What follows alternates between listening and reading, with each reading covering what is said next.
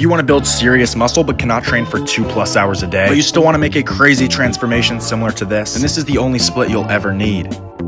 At the end of this video, I will also leave every split variation you can use so it perfectly fits into your schedule. And now for our anterior day, which is basically the entire frontal region of your body, with a few small tweaks in order to avoid session overlap. We can start with a pec deck fly, which will hit the entire chest, but more so bias the sternal head or the mid to lower pec. Now on a very minimalist program, a pec deck fly is really all you need. But if you want to add in a movement that more so biases the upper pec, you can add in a low to high fly or a incline chest press. For the quads, we can add in a leg extension, as a leg extension will hit all 4 heads. And then for the shoulders, we can do a top half shoulder press, aiming to not drop below 90 degrees, as we want to more so emphasize our front delts. And then we can pair this with a lateral raise for the side delts. For the triceps, we can do a tricep push down, and I know I'm doing a tricep extension for the long head, but you can use a V-bar or a straight bar and perform a tricep push down, as this will hit all 3 heads, but with more medial and lateral head emphasis. And I know triceps are a posterior muscle group. Let's say you did biceps on your anterior day. Your biceps would be slightly fatigued going into your posterior session, which is a lot of your back movements, which would then limit your total force output. And for our posterior day, we can start with a transverse plane row, such as a T-bar row, a seated chest supported row, or a wide grip cable row, in order to effectively hit the traps, rhomboids, and rear delts. And then we can pair this with a frontal plane movement, such as a frontal plane flap or a standard wide grip lat pull down, in order to effectively emphasize the lower lats. And then for the biceps, all we need is a standard preacher curl. And then for the hamstrings, we can do a seated leg curl, as this will hit all 3 heads. And then for the glutes, we can add in a hip thrust. And to finish off our posterior session, we can end with a calf raise or a calf press. And now for the split variation. If you're someone who can only make it to the gym 4 days a week, here's what your program can look like. If you can make it 5 days, here's what your program can look like. And if you can make it 6 days a week, here's what your program can look like.